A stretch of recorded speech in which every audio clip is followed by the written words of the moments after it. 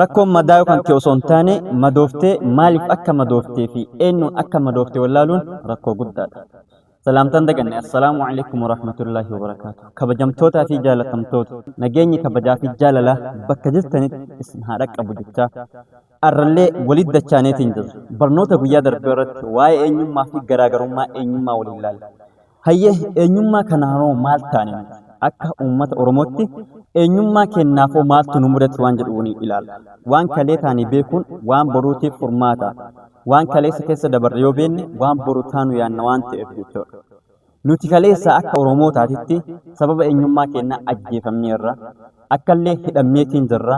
Ammallee harma itti muramne harka itti muramne jechuudha eenyummaa kenna.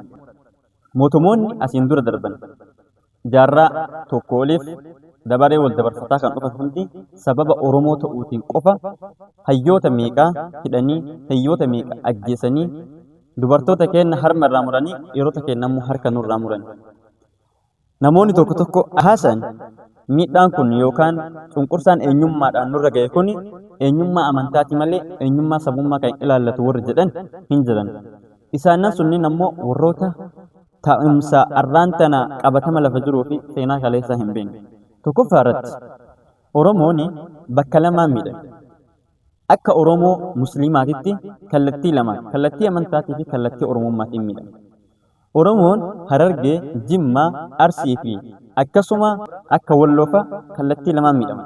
Kallattii amantaa fi kallattii Oromummaatiin miidhaman sabboonummaadhaan. Akkasuma Oromoonni naannoo biraa akka Shawaa fi Wallaggaa sababa Oromummaa isaaniitiin miidhaman. Yoo lakkee Oromoon miidhamte hin jirtu jettee ka dubbatu ta'e seenaa kaleessaa calii calanqoo yaadachuun dhihoodha jechuudha. Arma muraa aanulee yoomuu hin dagannus hin dagatamu dhaloota dhufu keessattis ni barsiifama ni baratamallee. Sanbichaa qaaxxaa morma muraa dheengadda Wallaggaan irratti raawwatame sababa Oromummaa qofaaf sabummaa wanti biraa amantaa osoo keessa hin jiraanne Oromoodha waan ta'eef hatee osoo hin taane nama ajjeesee osoo hin taane daangaa nama cabsee osoo hin taane sababa Oromoo ta'uudhaaf mana itti seenamee qalamaa ture qalamee jira jechuudha. Oromummaan keenya nurra geesseera miidhaa akka Oromummaatti. Maalidhaaf? Saba kana namni tokko yeroo dhalatu filatee ittiin hin dhalatu. Filee Rabbi ittiin si uuma. Bakka fedhee Rabbi si kaa'a. Garuu eega Rabbiin ittiin si uume Rabbii wanti ittiin namaan uumeef sabummaa kana akka ittiin wal beekaniif akka waliin jiraataniif rakkataa ittiin rakkoo baasanii dhibamuu wal gaafatanii du'anii ittiin wal awwaataniif malee akka ittiin of dhaadaniif miti. Oromoon hammataadha aadaa isaatiitti. Oromoon nama hawaasa kamiinuu ija tokkoon ilaalu walqixxummaan keessa jiru. Ilma isaatii fi ilma guddifachaa nama raasaatti dhufee guddifateellee akka ilma isaatti ilaale walqixa guddisuuf walqixa kunuunsuun haa ta'utu ammoo saboonni garaagaraa yeroo garaagaraatti keessattuu warroonni aangoo qaban aangoo isaanii fayyadamu miidhaa garaagaraa nurra geessaa turan jechuudha. Shawaa irratti dhihoo kan hin beektanii naannoo Walisootti morma muraan ijoollee kichuu irratti ta'e haawwattiin teenna bu'anii manarraa buqqifamanii Wallootti dararaan garaagaraa nurra gahaa jiru kun sababa maaliif? Sababa eenyummaatii jechuudha. Ilaalcha kana dura dhalootarraa barsiifamaa as gahe ilaalcha amantaa tokko alaabaa takkaatii fi akkasuma afaan takkaa jira. Walqixxummaan hin jiru waan ta'eef saboonni afaan ofii dubbachuu yoo barbaadan aadaa ofii mul'isuu yoo barbaadan sirna ofiitiin yoo buluu barbaadan gidiraan garaagaraa yeroo garaagaraatti irra gaggeeffamaa ture. San keessaa awwalatti ammoo mataan uummata Oromoo. Wanti ammoo Oromoon kun akkana jibbamuuf, wanti Oromoon ajjeefamuuf, wanti Oromoon biyyaa baafamuuf, wanti Oromoon harka muramuuf, wanti Oromoon harma muramuuf maalidha yoo jettan sababa Oromoo ta'uu qofaaf kan ajjeefame. Fakkeenyaaf ani Oromoodha sabaan. Hordofaa amantaa Islaamaati an Musliima. Biyyatti Itoophiyaa. Kana hunda Rabbiin ittiin na uume waan ajaa'ibaadha. Oromummaa kiyyaan filadhee ittiin dhalan garuu eegatti dhaladhe jaaladhee fudhadhe. Alhamdulillah. Maaliif Rabbi itti na uume ga'a. Namni saba biraa Amaara keessatti dhalate Amaarummaa isaa filatee ittiin dhalan. Akkasuma kan Walaayittaa keessatti dhalate filatee achiin dhalan. Haa ta'uuti ammoo sababa Oromoo ta'uu bichaan gidiraan garaagaraa yeroo adda addaatti nurra gaggeeffamaa ture. Kanaaf waa'ee eenyummaa laalle eenyummaan ammoo maaltu nurra gahe waan jedhullee beekuun dirqama. Waan kaleessa taane yoo beekne waan boru taanu karoorsina waan ta'eef. Bakka adda jiru yoo beekne bakka boruu yaanna waan ta'eef. Kaleessa nuti akka Oromootti ajjeefamneerra gootota hedduu itti dhabne Oromummaa mataan hawwata keenya sababa ilma Oromoo deetteef Oromoo keessaa maaf dhalatte du'an hedduutu jira. Sababa ati sabaan Oromoo taate qofaaf si ajjeesanii jechuudha. Haga guyyaa har'aatti illee Oromummaa kana biyya tokko keessa waliin jiraanne lammii tokko waliin himataa Oromoo jechuudhaan diina akka diinaa warra ilaalantu jira. Akka diina yookaan biyya biraatti gale akka yookaan nama isaanii ajjeese akka yookaan ilma gumaa ta'etti nama ilaaluu jira. Aadaa Oromoo keessatti namni gumaa laga takka waliin hin bu'atu, gabaa takka waliin hin baatu. Arra silaa laga isaanii kan ajjeesan hedduutu jira. Sababa eenyummaa kennaatiin miidhamne. Arra hoo miidhamaarraa eeyyanii miidhamaarra. Sababa maalii miidhamaarra? Sababa eenyummaa kennaa miidhamaarra. Jennee beekuu danda'u qabna. Oromoon paartii siyaasaa qabaachuu danda'a. Ka deeggaruuf ka mormu qabaachuu danda'a. Paartiin kunniin lamaan wal mormuu danda'a, wal deeggaruu danda'a. Garuu diinni kan keeqanis argu irraan qabu. Inni ka beekoo Oromoo ta'u qofa. Oromoo taanaani osoo danda'anii walitti qabanii mooyyee takka nutumu warri hidhan hedduutu jira. Kanaaf of beekuu qabna. Of yaadachuu qabna. Akka seenaa biyya keenya Itoophiyaa keessatti kaleessa miidhamneerra. Itti duune Itoophiyaa tana. Wanti duuneef Oromummaa kennaaf itti duune. Wanti duuneef Islaamummaa kennaaf itti duune. Sheekolee hedduu, alimman hedduu, beektota hedduu kitaaba harka mirgaatiin barreessanii wallootti harka irraa muraa turan. Amantaa Islaamummaa babal'isuu jirtan jedhanii karaa garaagaraatiin sheekolee hidhaa dararaa turan. Hayyee karaa kanaan eenyummaa kanaan miidhannoo irra ga'e. Karaa biraatiin ammoo warra sabaan Oromoo ta'anii amantaa biraa hordofan Oromummaa isaaniitiif miidhaa irra ga'eera jenneerra.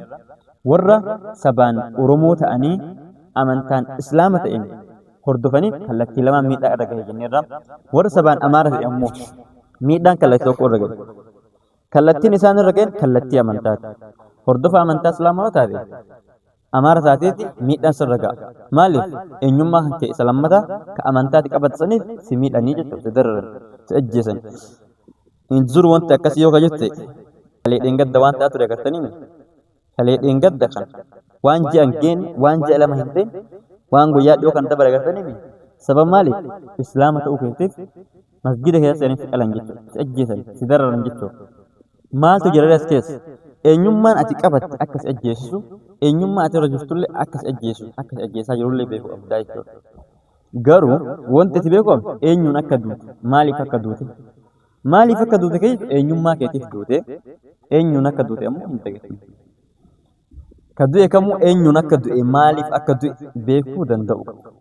Madaa'uun kan kee dhiban qabu. Madooftee ammoo maaliif akka madoofte, eenyuun akka madoofte yoo beekte bakka itti madoofte san akka itti madoofte san abbaa itti madoofte san beekuun barbaachisaadha.